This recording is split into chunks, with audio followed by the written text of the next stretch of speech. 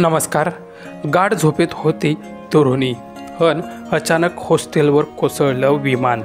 अकोल्याची ऐश्वर्या ही तरुणी त्यातून बचावली. स्वतःच तिने सांगितला हादरवणारा अनुभव.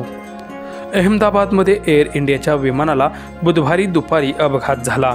या अपघातातून अकोल्याची ऐश्वर्या तोष्णीवाल थोडक्यात बचावली. ती Gujarat cancer research institute medical कॉलेजमध्ये शिकते. ती दुपारच्या वेळी गाढ झोपली होती. तेव्हा अचानक खूप मोठा आवाज झाला आणि त्या आवाजाने मी उठले. तेव्हा मी इकडे तिकडे पाहिले तर धूर होता. मी गडबडले. परिस्थिती गंभीर आहे हे माझ्या लक्षात येताच मी स्वतःला चादरीत लपेटले आणि धुराच्या गर्दीतून वाट काढत मी 5व्या मजल्यावरून खाली उतरली. या दरम्यान ऐश्वर्याच्या चेहऱ्यावर, हातावर आणि पायावर भाजल्याच्या खुणा आहेत. ऐश्वर्याने खाली येऊन तिच्या वडिलांना फोन केला आणि मुलीचा फोन ऐकून त्यांनी त्यांचं साड्यांचं दुकान बंद केलं आणि घरी धाव घेऊन टीव्हीवरती बातम्या पाहिल्या. बातम्या पाहून आमचं डोकंच सुन्न झालं.